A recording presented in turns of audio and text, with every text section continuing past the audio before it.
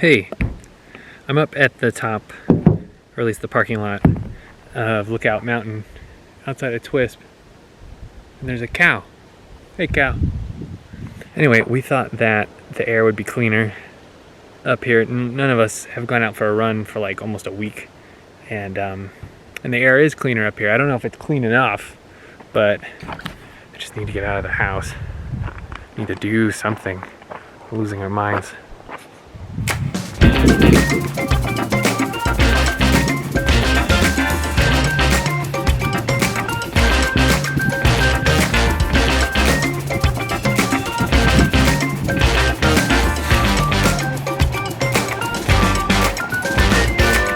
James and I weren't sure if we were going to run the whole way up, and in fact we didn't. We pretty much walked all the way to the summit. It wasn't a long trail, and honestly we could feel the smoke just a little bit, but it was definitely a lot clearer up there. Made it! What do you see? The sun.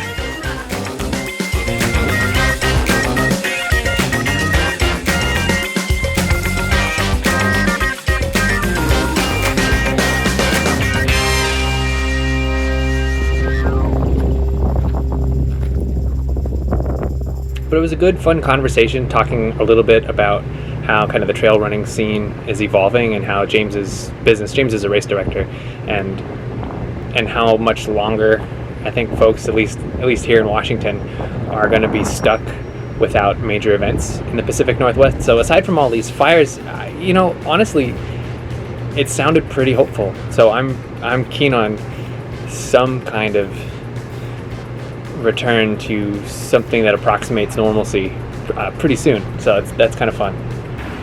On the way down, conversation kind of turned to what weird conspiracy theories and people hunting Sasquatch and stuff. And I got a lot of different ideas in terms of different ways to interact or kind of play with people outdoors in a virtual or kind of remote capacity. Using our phones, using kind of GPS tools, maps to interact with each other in the outdoors, just kind of in a staggered way. And I'm stoked to see that a lot of my friends are also putting together races and events that kind of are along the same vein. Yeah, I'm not trying to get into that space at all. That's not something that I'm super excited about. But I am intrigued about kind of doing something similar with people in an informal way. If this is at all interesting to you, drop me a line. I'd love to know.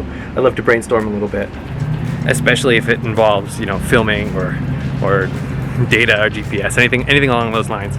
Finally, just some quick comments for those of you who are following along with the lecture series.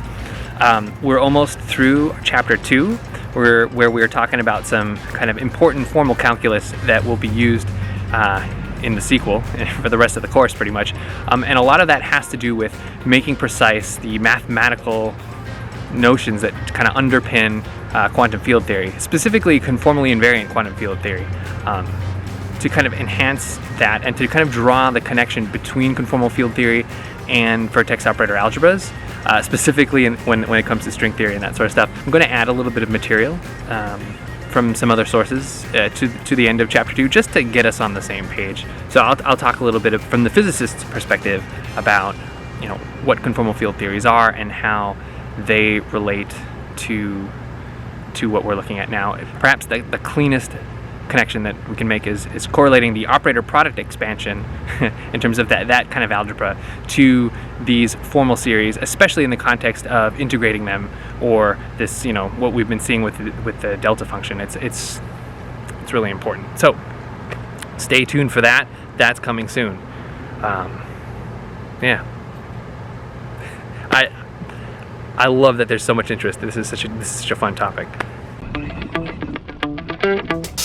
Time goes by and yet I wonder, are you and me still the same?